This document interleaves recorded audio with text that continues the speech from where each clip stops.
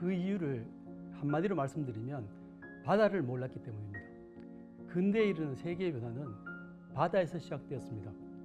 지리상의 발견, 삼각무역, 자본주의 형성, 그리고 산업혁명 등은 모두 바다를 통해서 일어난 변화였습니다. 현재도 세계 물동량의 99%는 바다를 통해서 운송됩니다. 바다를 통해서 서구 열강들이 동아시아에 나타났을 때 일본은 그들과 접촉하면서 세상의 변화를 이해했고 서구의 문화를 받아들였습니다. 임진왜란 때 일본이 사용한 조총도 바로 그때 받아들인 서구 문화 중 하나였습니다. 박연으로 불리게 된 네덜란드인 벨테브레나 하멜이 조선에 표류했을 때 조선이 그들을 활용하긴 하였지만 그 이상을 알려고 하지 않았습니다. 또한 그들을 억려놓고 돌려보내지도 않았습니다. 이에 대해서 일본은 나가사키를 개항하고 네덜란드인들이 일본과 교역할 수 있도록 하였고 서양의 사정을 자세히 알아내었습니다. 이 지점이 조선과 일본이 갈라지는 곳이고 그 결과로 조선은 일본의 식민지가 된 것입니다. 그렇다고 해서 조선이 처음부터 바다에 무관심했던 것은 아닙니다. 조선 전기인 세종대에는 800척이 넘는 병선과 6만이 넘는 수군을 유지하고 있었습니다.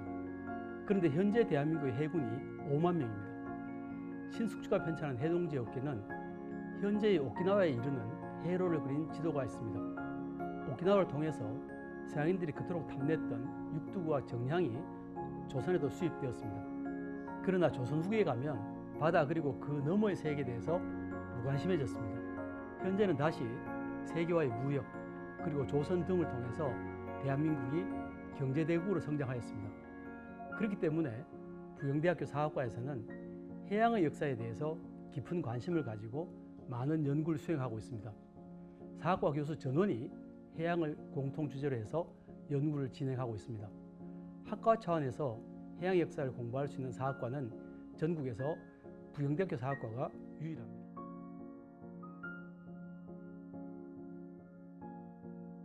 흔히 역사학은 과거를 공부하는 학문이라고 생각합니다.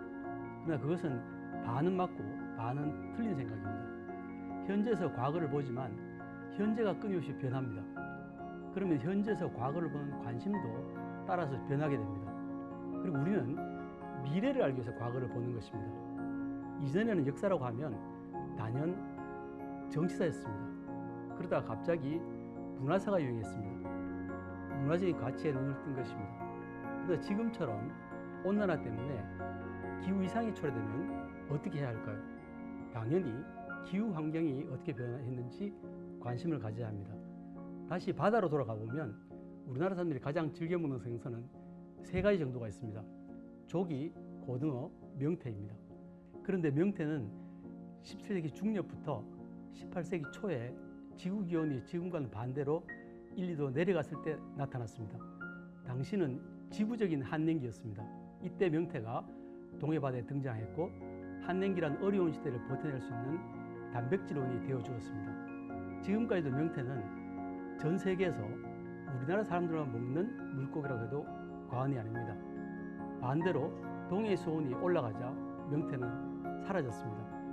기후의 변화조차도 이미 과거에 있었던 일입니다. 그렇기 때문에 어떻게 대처해야 할지 또 어떤 일이 생길지 짐작해 볼 수 있습니다. 결국 역사학은 미래를 위해서 현재에서 과거를 보는 학문입니다.